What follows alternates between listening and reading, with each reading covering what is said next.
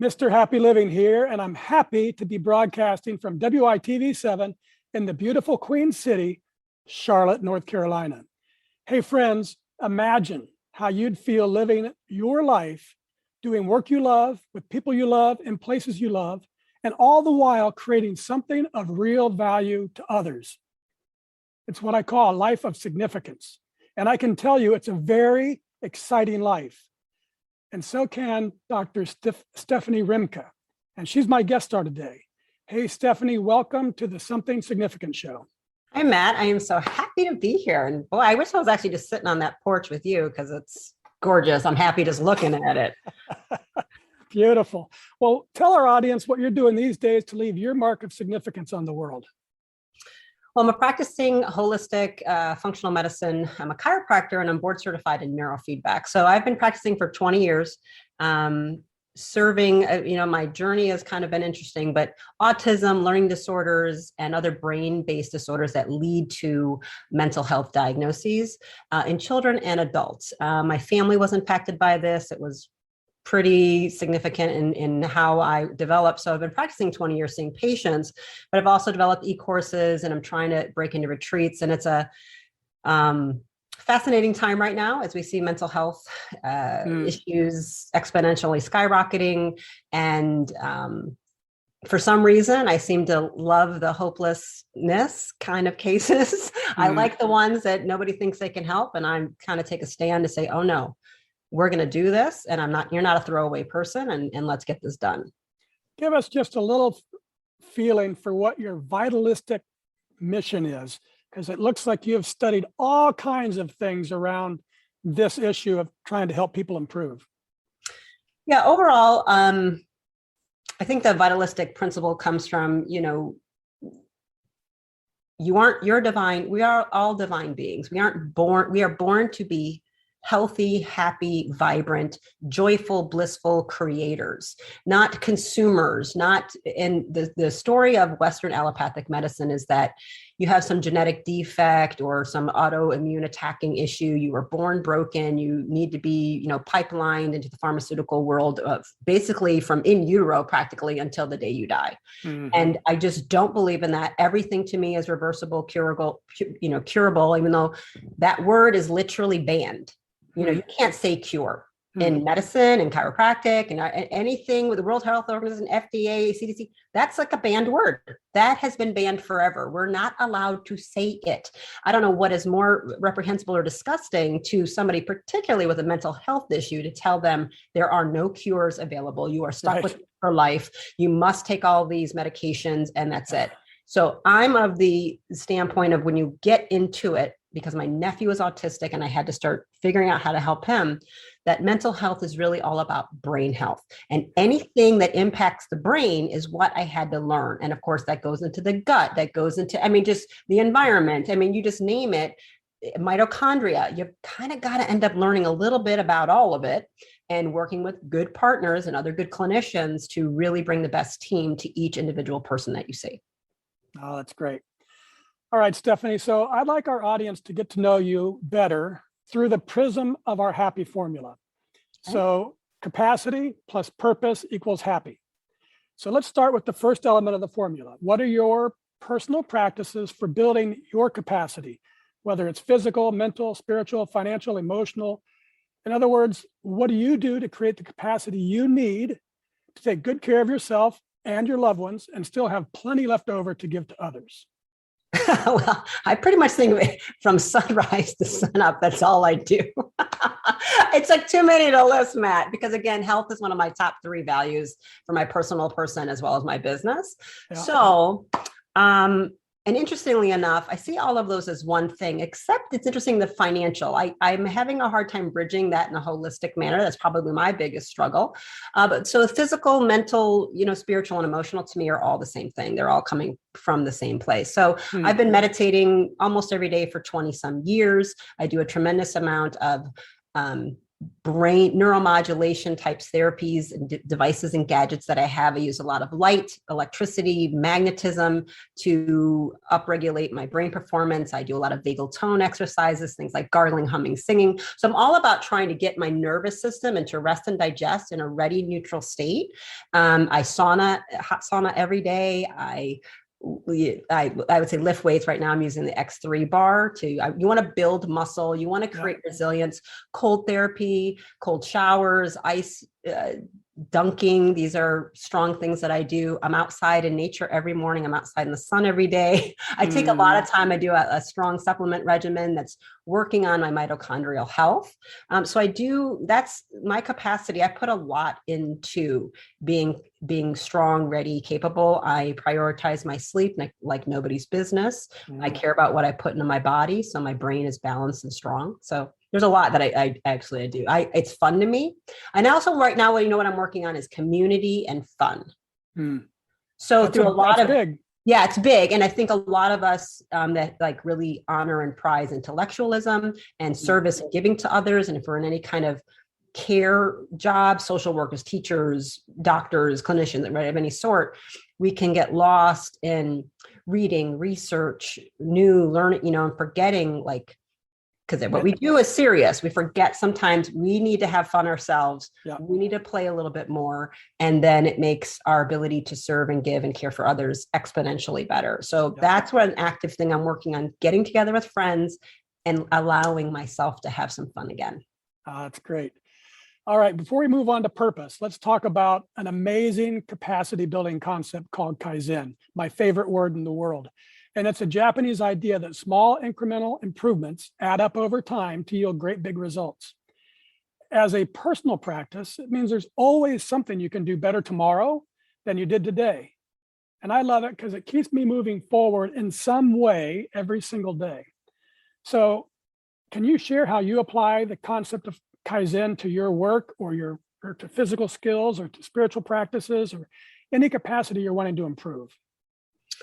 Yeah, again, I think that kind of falls into what I already do. I'm one of those, learning junkies to where I've got a podcast or a book going from almost pre-sun up to sundown. So I make sure just information, education is kind of a constant. So I'm always getting a little bit better as a clinician. There's always going to be a new gem, a new tool, a new solution that some other clinician, scientist, or researcher has figured out, because I cannot know it all. So that is a way clinically, I'm constantly in webinars, podcasts, this and that to up level my clinical game. Something though I'm actually been working on is, again, in the idea of having fun and learning new skills and challenging myself.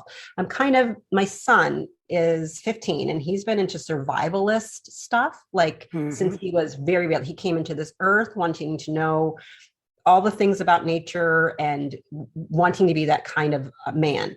So it's stuff I don't know anything about. And because of him, I want to get into his world. I try to learn little things about this. And I've actually learned, God, I want to feel more competent and capable in any situation that happens. I want to be able to know how to do things that I don't know how to do.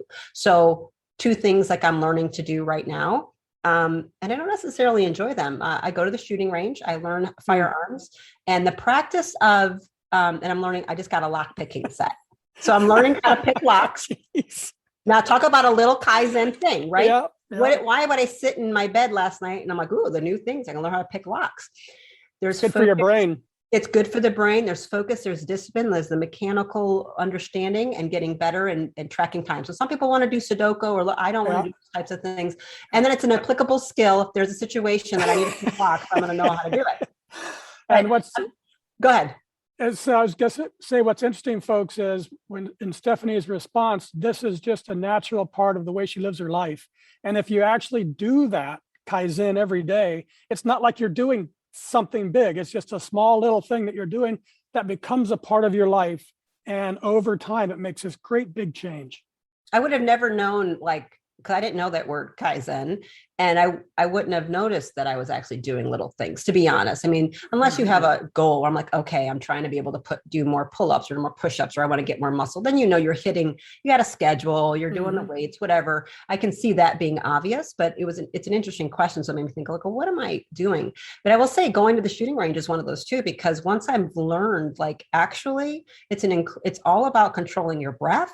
It's all about controlling your vagus and your nervous system, because it's loud, it's hot, it's uncomfortable. I don't actually think it's fun, but the ability to control my body and my breathing to get to the point where I can control what's actually happening. Yeah. There's a meditative state to it, and I'm getting into that. And so it's just a skill set that I want to have. And I'm looking at it. I might want to compete in tactical competitive games one day. So that's my little small thing. I'm just going to keep trucking away at it and see if I can get good at it, Awesome. All right, let's discuss the element number 2 of the happy formula. In my second book, Turning Inspiration into Action, I explore the idea that major life transformations or discovery of purpose often comes through devastation, addictions, disease, death, disaster. Some big crisis shakes your life. But I've used a happier way and discovered my purpose through inspiration. So how about you, Stephanie? Was there a specific moment or event or crisis or some inspiration that revealed to you the purpose you were meant to live? On the one hand, I could say no. Or I could say, well, Matt, there's like 25. Like, I don't, like, how would you want me to pick? So I do think I have memories from before I was 2 years old. So I can tell very vivid stories of all kinds of things that happened in my childhood. And I really did come in here knowing what I was supposed to do. I was very aware of my surroundings. I could feel other people's feelings. I knew what they were thinking. I knew I wanted to, very young, kind of like save everything, from the insects to the animals to like, I was the rescuer saver. I can fix it. I did bug surgery. I tried to do surgeries on crushed bugs. I would bring the dead, injured animals off the street that were hit by, like, mommy, what can I do? Like that kind of kid. Okay. And it just was there. I just kind of always knew service, helping was what I was supposed to do. And I didn't exactly know the capacity of that. I pretty young, kind of figured out, whether it is from societal conditioning, I'm going to be a doctor. And there were so many things along the way that kind of let me know it was going to be more holistic and away from the allopathic route, like too many to tell. But I will say, like, maybe I knew that because when I was in utero with my mom, a crisis happened to her. Of course, the baby feels all of that. My father robbed a bank and went to prison. So, yeah. I didn't see that in my research. Yeah. Okay. We're making news. It's not on my website.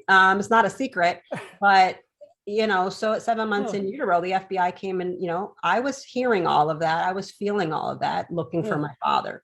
So my mother was in crisis, pregnant with her 4th baby with 3 little ones, 7 and under, and the husband's gone. And what am I going to do? Right. So I think I came in already with the get-go of, I'm going to help. I'm going to fix this. Don't worry. I got it. And I did everything I can to work really hard and make my life mean something. Yeah. Oh, that's great. Talk just a little bit about, I know I read that at 16 years of age, you had your first chiropractic experience. Yeah. And nothing has ever been the same again, I think, is what you wrote. So was that a moment or an experience that led you into this actual practice that you ended up taking up for your life? Yeah, it actually was a little bit longer. So at 16, I had an injury from kind of a stupid thing I did in a soccer game moment. And my best friend, I was in a lot of pain and then on the drugs, and I hated that. And I was like, oh, what do I do? My best friend said, why don't you go see my brother? And I'm like, why? And she's like, because Keith's a chiropractor. I'm like, what's that? I told my mom, she had been to one. So she's like, yeah, let's go. And it was, amazing. I felt good. I looked at it through 16 through 18 years old, basically just turning me into like an unbreakable super athlete. I would get adjusted before my games. I would get adjusted after my games. I could play. I'm like, Keith, I had him throwing in joints. I could get away from anything. I didn't listen to what he says. You need a rest. Yeah. Pop it back in. I got a game. It was a little bit kind of helped me just be a lunatic on the field. Now, that being said, I would go when I hurt and I would kind of stop and I would go, and which is a very typical chiropractic patient. It was after school and after I graduated college that I was coming back to him. I broke my back in college and in a soccer game, which led to a lot of chronic problems. And I never really fully was able to come back and go collegiate again. But thanks to Keith and chiropractic, I avoided surgery, I avoided paralysis and all kinds of things. So I was saying to him, and I was working with schizophrenics in a mental hospital at the time and trying to decide, did I really want to do the medical school route? I was really struggling with pharmaceuticals and what I was seeing and with the schizophrenics.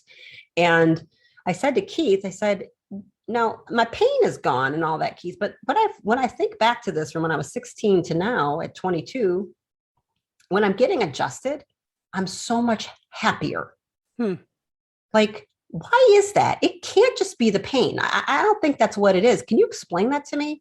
And then he started breaking down the nervous system and the brain and the afferent and efferent and sensory and motor, and just started getting to all of this whole thing and talking about innate intelligence and the light coming down and all. I was literally like kind of mind blown. And in that moment, I said, wait a minute. Are you telling me then the schizophrenics need to be adjusted? He's like, yes. I was like, oh, that's what I'm going to do. Right. And so I made the decision right there. And I moved, and a few months later, I said, where do I go? He said, Atlanta. I said, okay. And 6 months later, I packed up and moved, and I was enrolled in grad school. And it was all because I wanted to help schizophrenics, bipolar, the mentally ill, people who were locked in this hospital where I was, and I was watching the horrific treatments and disregard and rape and abuse. And I was like, there's got to be a better way. And that led into drug addiction. Also, I was pretty much kind of I want to make sure nobody ends up in prison. So that's what I'm trying to do. That's awesome. And that's how you turn inspiration into action, folks, right there. Okay, Stephanie, let's take a commercial break because I want to tell everyone about 3 things. An online course that helps people discover their purpose and then design their life around it, and how they can save $100 on the enrollment fee.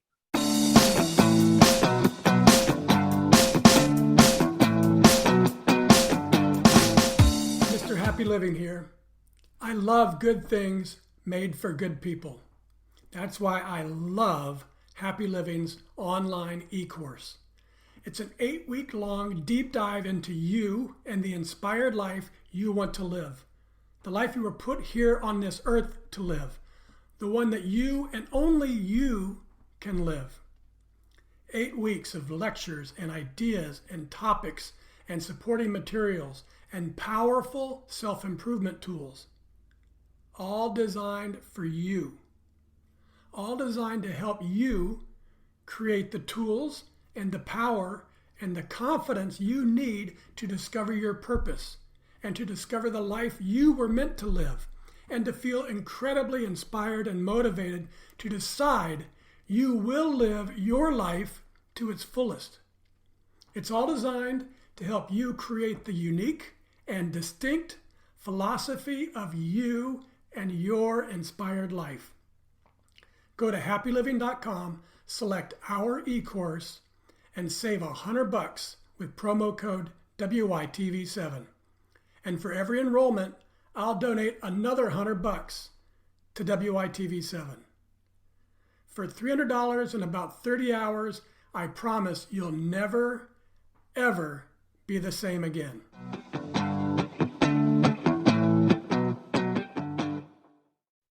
And we're back. And this is the Something Significant show. And I'm Matt Gersper. Hey friends, we created our e-course just for you, to help you create the space you need to become self-inspired, to achieve your own greatness on your own terms, and to leave your very own mark of significance on the world. In just 8 weeks from today, we could be celebrating the new you. But for now, let's get back to our guest star, Dr. Stephanie Rimka.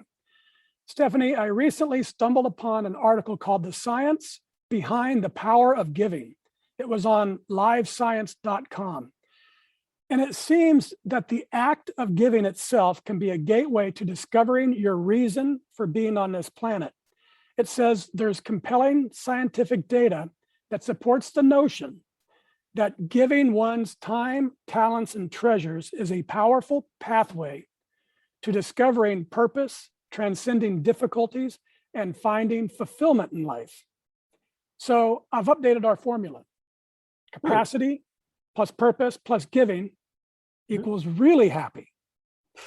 So what do you think, Stephanie? From your own life experience, has giving your time, talents, and treasures been a powerful pathway for discovering your purpose and transcending the difficulties you've faced and for bringing about fulfillment and meaning into your life?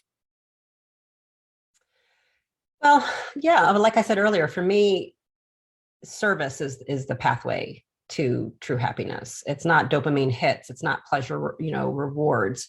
And that's for me. And I don't know, I do think there's a generalization for all of humanity that service is kind of the way through. I think it's actually comical and interesting that humans would need to do a research study, with functional MRIs to show something that primal cultures have been showing forever. Mm-hmm. That communities, it's you don't need to be involved in organized charities, because what communities have always done is take care of each other. Mm-hmm. So giving and service can just be the way you live your life. And I will have to say, as a kid who grew up really poor and would be given the Christmas baskets and the free food bank things at times, and seen as, the rich people coming in to give us the free stuff so they could feel good about themselves, is a little bit of a different take that I like to remind people. Please don't be doing that so you can it's a tough thing. Like, some people do service so they can feel good. Right. Because it's true. They will feel good. It actually is good for you. It is healthy. It'll heal you. One of the primary prescriptions, shall we say, that I give to my chronic depression patients is to volunteer. That's actually one of the strongest routes to them starting to feel good about themselves, because that depression, that low energy, and that level of worthlessness, sometimes it's hard to convince them that they can do anything. And I'm like, Can you read a book? Yeah. And they're like, yeah. I'm like, so can you read a book to a bunch of 5-year-olds in a hospital? They're like, oh yeah. I'm like, there you go. Because I guarantee you the kids in the oncology ward would love you coming in every Thursday reading books. Yeah. So it is a prescription to get out of that, but there is a fine balance for me. So the type of giving and charity work I do, I like to be very invisible, because I know what it was like. I don't want anybody to say thank you to me. Yeah. I don't want them to know about it. Yeah. And I went to Catholic school. So this was a part of the service and the Beatitudes, and what you did was very much a part of the way I was raised. Yeah. And there's actually a saint, a young teenage girl, where she became a saint. And again, I always wonder, well, how does anybody know this? And so I think they just made the whole thing up, but that's okay. But her whole thing was that she did all these kind things in secret and would help and pick up and encourage and this. So that was kind of my way. I always wanted to protect and defend the weak and the vulnerable. And I was always kind of that person. And so, yeah, giving is the solution, but I don't think it always just comes down to money in these large organizations. I really would like us to rethink that and start bringing it right into the home and into the neighborhood and into the community. Yeah. Well, I think that's great. And the other thing, it's not just money. That takes me to the next question. So the science is talking about giving, and giving can just be giving what you have too much of. And that's not that big a deal. But I've experienced how the real magic of life comes from the fourth element of significance, which is doing work that creates value for others. And the magic is not from getting more, but from giving more. But it's more than just the giving that you've been talking about. What I've learned is when you're giving from living in your purpose, that's where the magic is. So, Stephanie, how does it make you feel when you're giving to others, service, as you say, from your work, living in your purpose, and a client responds by writing something like this quote: I had complex PTSD and was unable to focus and felt like my life was over. Dr. Remke was patient, kind, went over and beyond what any other provider has ever done. Finally, I've shifted and turned a corner in my life. I believe in myself again, and I am ready to face the world with a much more resilient attitude. She continues, Stephanie's strong and loving presence is a gift, and her commitment to her patients is unwavering. What does that do for you? Ah, wow. I wasn't expecting that. Thank you for that. And thank you for the, Barkley. see, the animals agree. Mhm. Wow, that was really unexpected. Thank you. Honestly, thank you. So I think a lot of what I do, I often don't, I just, I don't really take it in, right? Because it's just what I'm here to do. It's my job. It's not even a job. It's a calling, right? Mhm. So my vocation is not a job, my profession, and that's what I want for everybody. So how does that make me feel? It makes me feel like I have purpose. Mhm. And again, for me, it's like I want my life to mean something. That was ever since a little girl, like I need to make my breathing of oxygen matter. Yep. Like I cannot be a consumptive parasite, right? I have got to create and contribute. That's Yes. what I have always felt. Now, that also meant as a young child, which is why I'm so good with them, you always question, should you even have been born? Right? Like there's a fine line between what I just said and dealing with chronic feelings of worthlessness and having to prove you deserve to exist at the same time. So there's a balance. And again, this is what I see with patients. So I don't want anybody to hear that and think, okay, then you have to do something huge or create some massive thing in life. It is all about whatever you're born good at. Whatever Yes. you are born, you have been given gifts. I don't care if it's basketball, football, singing, Art. mental, being a doctor. Yes. It's whatever that is, that's what you're supposed to be doing. And, somebody being a surgeon can imagine if Adele had gone into surgery. Right. What a travesty that would have been for the world. If Michael Jordan was teaching math, you know what I mean? Like, how ridiculous does that sound? But you are supposed to express your genius, and your genius might be being the world's greatest housewife. Your genius 100%. might be being a gardener. Your genius might be being a virologist. I don't know. I am doing what I was born to do. At this stage in my life, absolutely. Healthcare, holistic, mental health, dealing with the discarded and downtrodden, the untouchables. That's what I was here to do, period. I have no question. And so that's purpose. That's where my joy is. I don't really need to hear the information back, but I'm like, good. I'm glad I'm like able to do what I'm supposed to do. But I know that just like Jordan was supposed to play basketball. Right. Yeah. And what's interesting about it is I've got a young daughter, my youngest daughter, she's an amazing artist, but it's easy for her. So she doesn't give it credit. Yeah. And that's, I think people get stuck, but you need to follow exactly that, what you are good at, what you enjoy, what you love, move towards that and see if over time you can build more and more of your life around it. And if you can get paid for doing it, then that's the sky's the limit. You always can get paid for doing it, right? And I think this is where some people feel guilty for like, I'm going to get paid for my passion or my hobby. Yeah. Right. Yes. Why do you want to go do a job you hate and do the hobby only on Saturday and Sunday? Exactly. So, what are you talking about? Yeah. So what's interesting is purpose and giving combined to make this great big happy circle. Giving your time and talents and treasures is a powerful pathway to finding your purpose, and giving from living in your purpose brings about this profound joy in your life. Giving leads to purpose, and giving from purpose leads to joy. How beautiful is that? Yeah. And that's the great, big, amazing magic of the happy formula. Capacity plus purpose plus giving equals happy to the third power. And that's really, truly, deeply happy. And that explains why Stephanie Rimke is so damn happy. Isn't that right, Stephanie? Yeah. And my middle name is Joy. Oh my gosh. I grew up hating it because it seemed soft and weak. Yeah. Okay. I was very much like a tomboy and like living in the culture of all things feminine or bad, all things girls, don't want to run like a girl, throw like a girl, punch like a girl. Right. We criticize the girl, right. The feminine, and Joy just seemed so soft, and it became then my challenge as I learned through college and went through some after the breaking my back and some rough depression over that and everything that went on, that I took on saying, I'm going to learn to love this word. I'm going to learn to love this name. I'm going to learn to take it on. There's a reason my mom did that. It's not a mistake, right? And when I understood, and as an adult saying that was probably some of the least joyful time of her entire life. And I was one of her only kids that was born extremely sick and had to stay in ICU. And they weren't even sure I was going to make it. She's like, yeah, I had to leave you in a hospital. That was weird. Like, what do you mean I'm not taking the baby home? Right. You know? So I really took that on, Matt, to like say, it is about joy. You're going to feel joy. And it took me work. I was not like a light and easy kind of kid. I was very cynical. I didn't believe in things. I thought it took work for me to be like, I believe in hope and miracles and fairies and unicorns and rainbows. And I do. And that's the space I hold for all my patients. Oh, that's great.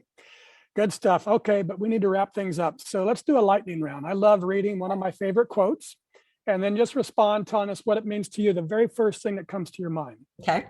This is from Adyashanti. A total acceptance of yourself brings about a total transcendence of yourself. Oh, okay. Well, I mean, that really is remembering your God source, and this whole journey is about remembering you're not separate, from the universe or God. You are the universe. You are God. And that is what I'm still working on to remember, like, I'm that powerful. I'm that light. And I'm a fractal part of the holographic existence of light source. So that's what I think of. That's great. Okay, this one's from H. Jackson Brown. Sometimes the heart sees what is invisible to the eyes. Oh yeah, that's a good one. That's just how I live my life. I mean, we are all given the gift of being able to sense everything around us. The electromagnetic field, that's, everything. You don't have to think about it. It's there. The information is there. I'm communicating. You and I, our electromagnetic fields are intermingling. Yeah. All the information's there. I can sense if you're a good guy or a creep from afar, right? You don't even have to say a word. At the end of my e-course, I think in week 7 or week 8, I actually use those exact words. You don't need to learn anything more. You already know everything there is to know. We just have to let ourselves remember it. Receive it and remember it. Yeah. Okay, this is a sports one because I know you're a sports woman. From John Wooden. Sports don't reveal character. I'm sorry, backwards. Sports don't build character, they reveal it. Yeah. I love team sports. I loved competing. I mean, and I'll tell you what, I was good. I was very good. I was a star player. I was a high scorer. I was this and that. I prefer defense and I prefer assists. As I started getting older and older, I liked to be the one that could take the shittiest player. Oh, I swore. Hope that's okay. And I would say, it's okay. They're new. I said, oh no, I got you. You stick with me. And I just, every time, shoot, and just set them up, box everybody. I loved that. I loved it. I love watching people win. And if I can make somebody win, it's so much better than winning myself. I love a Magic Johnson and those magical. Oh boy. Yeah. I would watch that and say, that's what I'm trying to do. That's what I'm trying to do. Because when they win, we all win. I like to build. I'm a builder. I like to cheer people and make them. So anyway, that's what I think of. I do miss it. I haven't, I don't have that in my life anymore. And I do. Yeah. Well, you mentioned magic, and that goes back to doing it with a smile, having fun. He did it, and he was having so much fun. They're awesome. All those guys. That's our topic. Like, look at Jordan. Look at Magic. Look at how they work. Jordan was intense. Magic was but in his best games, you come up so loose as a goose, and he would start laughing once he got past the Pistons. He had that chip on his shoulder. Once he got past them, he relaxed. All right, this is the show anchor quote. Whatever is from Goth. Whatever you can do or dream you can do, begin it. Boldness has genius, power, and magic in it. Begin it now. Yeah. Providence always moves too. You need to start jumping without parachutes. You need to follow the energy that's telling you to do it. It's sometimes you've got to just fear, kick through the door open and just do it. Based on your heart. It makes you happy. It's either a hell yes or it's a hell no. When something's a hell yes, you must move. Providence will move too. Right on. You know the quote. Yeah. Okay. And now, folks, it's your turn. If you can hear my voice and you were inspired by today's show with Stephanie Rimka, please share a little love with our wonderful broadcast team and donate what you can to WITV7. They're a 501c3 charity on a mission to educate, empower, and encourage. They do good works with your kindness. Stephanie, I love the optimism and simplicity of your medical philosophy, that you show sick people how to get well and well people how to get optimized. And I admire your enthusiasm for teaching others how to create abundant health so they're empowered to expand physically, emotionally, mentally, and spiritually. And I'm so very happy you shared your powerful voice on our show. Would you take just a minute or two and share any parting remarks that you'd like to leave our audience? Well, Matt, thank you. It was super fun. I'm really glad we did this, and you made me talk about some things. I'm going to blame you right there. You made me talk about some things. I'm like, oh, okay. And I'm grateful to have, feeling some of these emotions. I feel a lot of gratitude. I feel a lot of happiness and joy right now. And you took me a little bit down memory lane. So what I would like to leave people with is a lot of what I just said, that please don't buy into the narrative that there's something wrong with you. Please don't buy into the narrative that your body or brain is deranged and inherently malfunctioning, that something's wrong with your family line of genetics, something's wrong with your neurotransmitters, something's wrong with your immune system. It is not true. You are a divine creature. You are consciousness that's just manifested in a small period of time to be physical matter in this reality that might make sense to people, might not. You are a being of light. I look at you as a light being, electromagnetic pulses that is communicating with the universe. And all my job is to give you a little bit of input of energy that you might need, or remove some type of barrier or toxin in your way. That could be a chemical, it could be a relationship, it could be a thought form wave. So however I'm supposed to come in there, whether it's chelating mercury out of a child's brain or chelating a thought pattern that you've had since you were a child, that's what I'm going to do. And you can heal everything. You heal you, you are divine, and nothing's wrong. Beautiful. Thank you, Stephanie. And I also want to thank WITV7 for hosting and promoting our show so we can keep interviewing inspiring guests like Stephanie and reaching folks like you out there ready to create your own extraordinary lives. A special thank you to our sponsors, The Philosophy of You and Your Inspired Life, and Happy Living. Remember, I'll donate $100 for each and every enrollment using promo code WITV7. So tell all your friends too. Go to happyliving.com, select our e-course, and enroll together as a group. And most especially, thank you, viewers and listeners. You'll find links to websites and social media and all things Dr. Stephanie Rimka. Find her, friend her, take her online, her free online course called Immune Booster, I just did, and sign up for her retreat into the wild of South Africa. I'm thinking about it. And shop her new store in her store for what she calls Rimka Legit Gear. It's all on her website, brainandbodysolutions.com. That's all one word, brainandbodysolutions.com. From me to you, dear friends, I love you and I want you to be happy. I want you to live your life to its fullest, to believe as I do that a better self is always possible today and every day for the rest of our lives. I hope you're feeling very motivated and super confident and really bold too, and ready to take action, to start moving along your path, the one that's waiting just for you, because that's where you're going to make your unique and distinct mark of significance on the world. And the world needs for you to do it. Till next time, I'm Matt Gersper. You are awesome. And this is the Something Significant Show. And we're out.